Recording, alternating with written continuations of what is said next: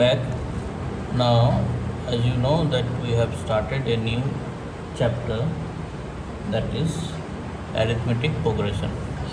There we have reached establishing the terms which can be represented with the tools of arithmetic progression, that is the first term and the common difference.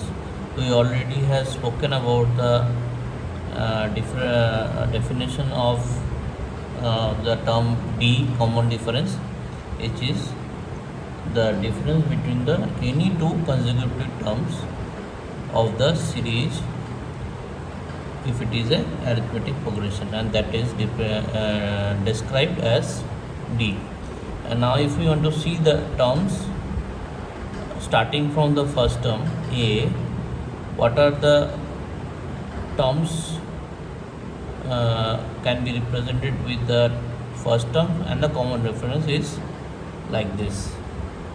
Now here you can see the progressive terms are only have difference of 1D. Okay, that is added to the previous terms to get the next term. Fine. So this way, if I say that now we are talking about the finite term, and it is gone up to the term up to the nth term. Okay, so now if I say that what is your, now if I start with the position, this is your first term, first position occupying by a term, this is first term. So if I represent it with the T1, the first term, that we are writing as A only. Now can it be written as, to put some resemblance with the other terms, can we write with this 0 into D, because 0 into D is nothing but 0, multiplying 0 with anything is 0. So but ultimately I am getting the term as A again.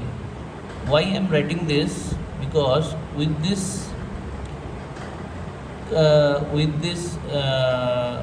common you can say the representation, I can easily represent the second term with 1 into D. That is actually A plus D. That means multiplying D with 1 will give you D again. So that we can represent with 1 into D. Okay, so now this can be further written as, if I want to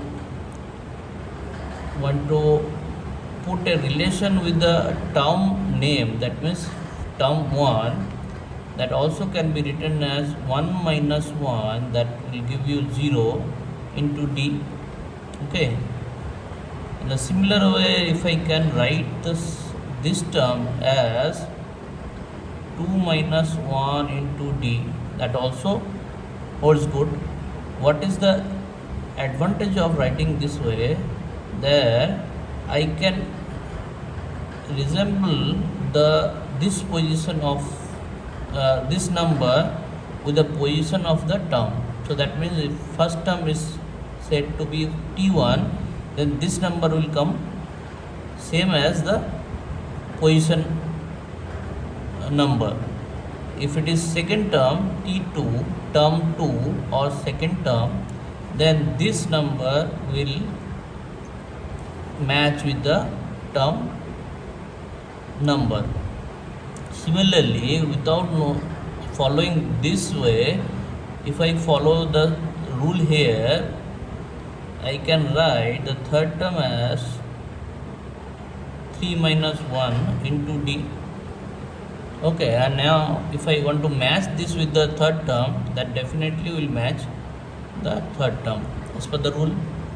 Now this way, if I go anywhere and to put a common term, let's say TR I am writing, so this also can be written as, with this concept, R minus 1 into D. Okay, fine. This can go till nth term. I'm saying this is first term. So nth term means t here I can put n because first term is named as t1. So nth term must be written as tn, and that can be written in a similar way n minus 1 into d, where I can presume that n is more than r, because I am writing this is a general term which is in between the anywhere in the series. That series is gone up to nth term, isn't it? Understood? So now we can write it as the nth term of the series, or the rth term. Let me write it the general term as rth term is written as a plus r minus 1 into d. So if I want to get any term in between this series, let's say I have to find 11th and 23rd term of the series, assuming what you have to assume, assuming that n is more than 23. Why I am assuming this? Because the series has to contain the term which is more than 23, then only I can get the term 23 in the series. Because if n is less than 23 in that series, which is a finite AP series, I cannot get such term. Or if n is less than 11, then also I won't get the term which is needed here. So my first condition is that whichever term is to be calculated, that must be lesser than the maximum number of term in the series. Understood? So in this way, only thing I have to put instead of r, that means put r is equal to 11 for first case. So I will get T11, that is equal to A plus 11 minus 1 into D. So that means A plus 10D. Or if I put R is equal to 23, then the term 23rd will be given as 23 minus 1 into D, that is 22D. Understood? Fine. So this is one way of representing with the term of with the AP series by its first term and the common difference. Okay.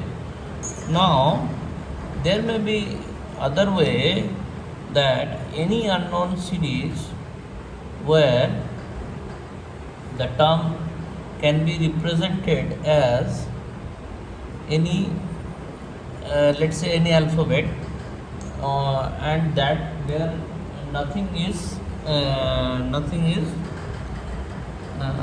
talked about the first term or the common difference. I mean to say there may possible that there are one AP series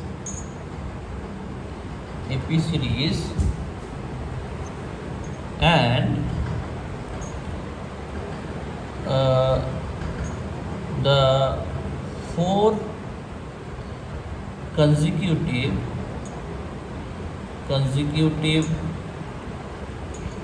terms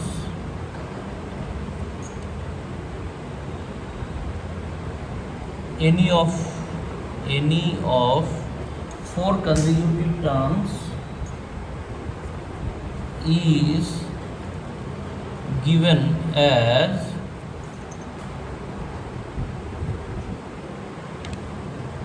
A, B, let's say I'm taking it as capital A, capital B, capital C and capital D. If it is the case, then how can I establish the AP series? This could be anyth term, means that could be, let's say, if it is also said that is rth term, okay, and these are the consecutive, that means this is r plus 1, this is r plus 2, this is r plus 3th term. So this is any term in between that AP series which is exist. So nowhere there is a chance of getting the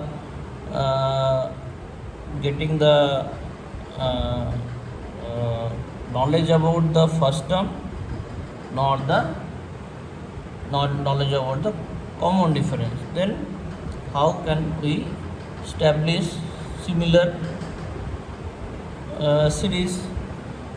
So my basic concept of AP is, the basic concept is what?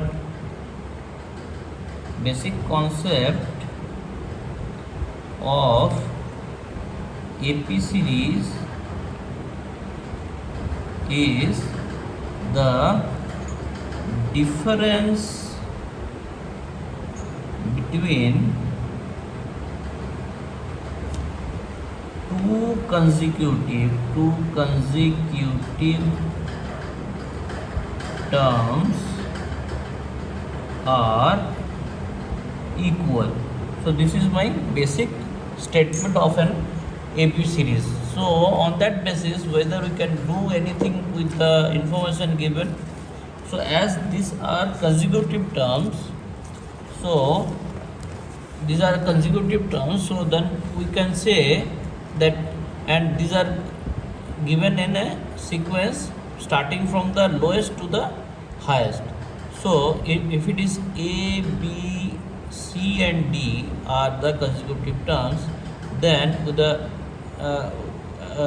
on the basis of the definition, the difference between this and this two consecutive terms must be equal to this and this, that must be equal to this and this. This is possible.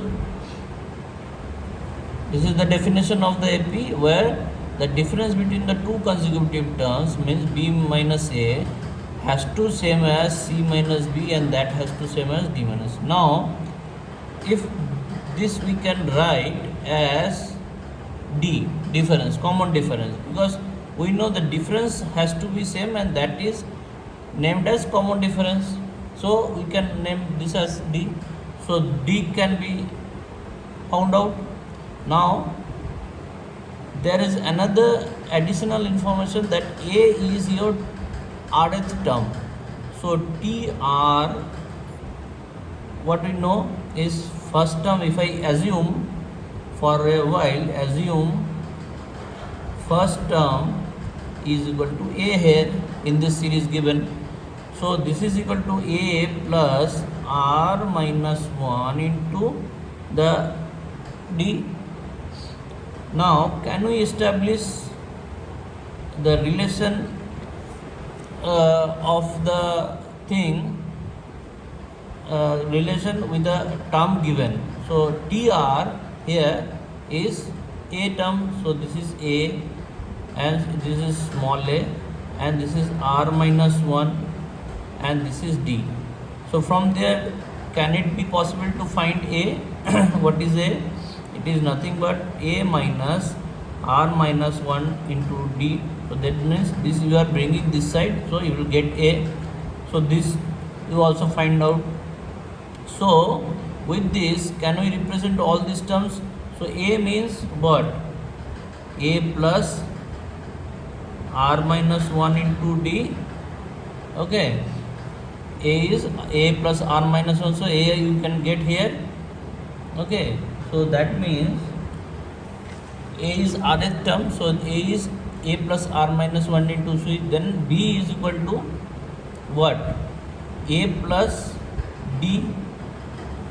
The next term is a plus d, and a is equal to a plus r minus 1 into d plus d.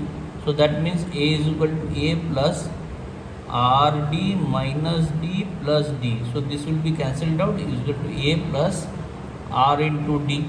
That means b we can found out as a plus r into d. Okay, and similarly c can be found out a plus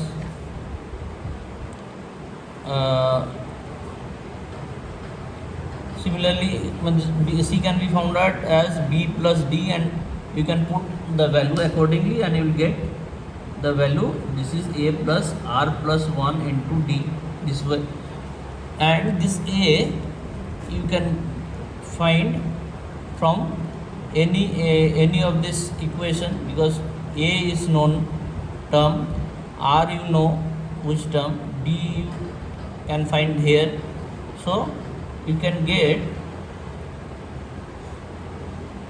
all this term with respect to this. So my intention to get the first term. So first term you can get with the known factors, that is equal to a, that is shown here as it is consecutive terms, and a is the first term of those consecutive terms, are the rth value of, means a is rth term of that. So r is known, d you can find by this, and you can get a also. So once you get a and d, you can write the series by taking a plus d, a plus d, and likewise. Understand? So in between any term also if you can find, that also will give you the thing. From that also you can find the series. Now going to further to the equation that I have established here, if I take this two part of the equation, what we can find, where a, b, c are the three consecutive terms, we can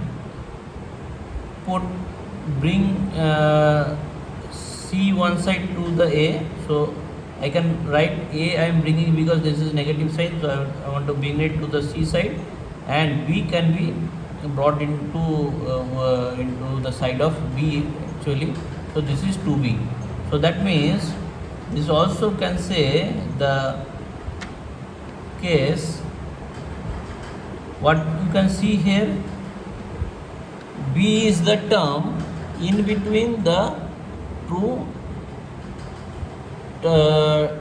terminal terms beside b. So if b can be called as the middle term between a and c, there is no harm in it. So how do you can find the middle term of two of a AP series where this term are consecutive? That means a after b and after c is coming, there is no term in between that a and b or b and c, then b can be called as the middle term between a and c, and that can be found by the relation b is equal to a plus c. If I add all the extreme terms and if I divide by 2, I will get the middle term. So here b is called middle term. Understand? So by this we can also establish one of the relation where we want to get the middle term. Fine. So I will end up here and I will move to the next session, a different concept on this. Okay,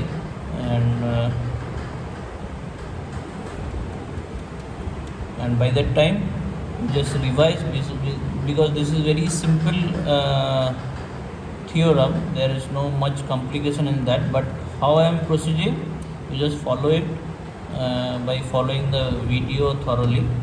And when I will do the sums, I will solve some lessons, solve some problems there, this kind of concept will be needed, because unless you understand the concept, problem may be a bit tougher for you. But although this subject is not very tough, so if you once go through that, you easily can understand. Okay, so I will come back again on this from here, where I will show few more theories on this AP. Okay, so thank you for now. Good night.